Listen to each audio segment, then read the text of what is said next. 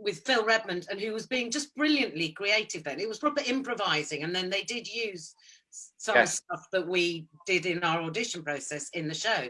But I mainly remember us improvising a whole thing about you wanting to get a satellite dish. That yuppie and that. 1990, that would have been very... Satellite dish. Oof. Yeah, it did. Because I know it all started the year before, did all that Sky Television, didn't it, I think? Yes, BSB or whatever it was. Pardon? 1989, yes, I think. 1989, yeah. And I remember you making up that you had a boss called Mr. Yamamoto or something. He was Japanese. Oh my God, yes, yes. No, that is creative, Gabby. You see, I remember that. I do remember.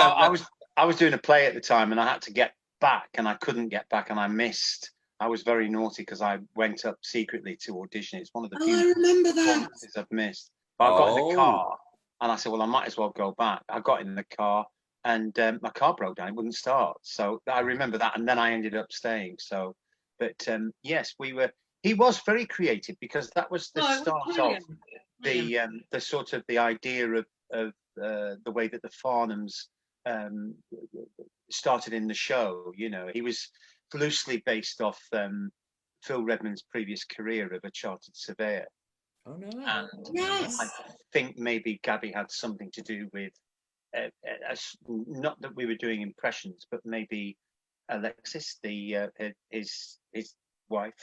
But we didn't do impressions of. Very gorgeous, so that's fine. Because you would have been Welsh, and I would have been, you know, talking like Ringo Starr. Because so always reminded me of Ringo Starr. You know, the way that he used to talk. I'm not going to do it now because I'll get into trouble. Well, I was just about to do it. No, I can't. You can go on. No. Well, you both were also involved in the audition process for the casting of Margaret. Was that right? Am I right? Yeah, I didn't want her. Oh, you didn't want Nicola Stevenson? Oh, lovely girl, I thought. No, we were, and you know, like me and Nikki. Well, you don't live in London, but me and Nikki see each other all the time. She's one of my friends, so that's, you know. I mean, I treat her like a nanny still. I consider her like that. She can make me cups of tea and things. It's fine, but no, we had a lovely time with Nick, didn't we, Stephen? Yeah, we did. Yeah, and she still cleans your flat. I noticed it's quite clean there at the back. She has actually. But because she only lives around the corner, it's quite handy. Oh, that's handy. Vacuum my floors. She has. Yeah, but it was great. We were very lucky because I have to say you had to gel as a family when you started in the program. It was absolutely fundamental to you staying on, and of course we hit it off quite quickly. And it's good that happens, because then the writers start cutting on to certain things that you do, and they want to carry on writing for you. But it doesn't always happen. You know, people have found, actors will tell you, not just in, like it was in Brookside, but in other soaps as well. If a family comes in, it takes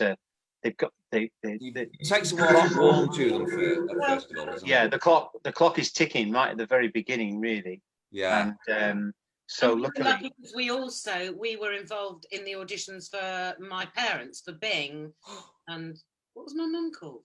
Jean.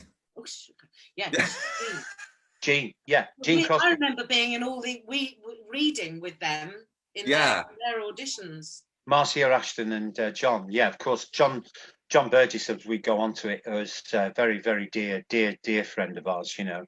I loved singing Jean. Yeah. I mean, they were a great addition to the cast, and they were very funny as well. I think they split up in the end, didn't they? I think they did, yes, because I think Marcia wanted to get off, didn't she? She wanted to France. Well, we split up. France with me. She wanted to get off. Gabby Glaister wanted to get off after about. Well, that's because you kept going off with Susanna. That's why. I mean, we'll talk about Susanna in a bit, but I mean, yeah, I was going to.